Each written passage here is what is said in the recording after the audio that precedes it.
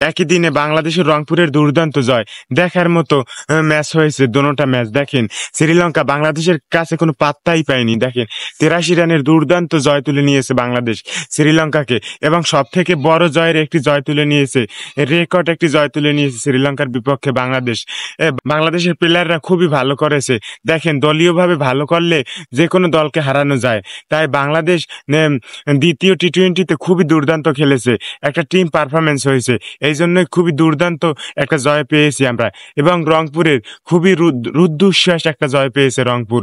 দেখার মতো একটা এনজয়েবল একটা ম্যাচ হয়েছে রংপুরের। এবং ফার্স্ট ম্যাচেও যেরকম দেখার মতো হয়েছিল, সেকেন্ড ম্যাচেও রংপুর জিতেছে এবং একইভাবে 1 রানের জয় পেয়েছে। লাস্ট বল পর্যন্ত খেলার এক্সাইটমেন্ট ছিল রংপুরের। তাই খুবই দেখার মতো একটা ম্যাচ হয়েছে। বাংলাদেশ শ্রীলঙ্কার ম্যাচ তো একপেশে হয়েছে, আর রংপুরের ম্যাচটা খুবই দুর্দান্ত হয়েছে, এনজয়েবল ম্যাচ হয়েছে। খুবই এক্সাইটেড একটা ম্যাচ হয়েছে। শেষ বল পর্যন্ত দেখেন, খুবই দেখার মতো বল ম্যাচ হয়েছে।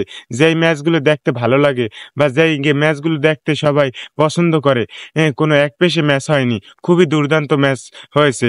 খুবই দুর্দান্ত খেলা উপহার দিছে, এনজয়েবল খেলা উপহার দিছে রংপুর। এই জন্য অবশ্যই রংপুরকে কংগ্রাচুলেশন টানা 2 ম্যাচ জেতার জন্য।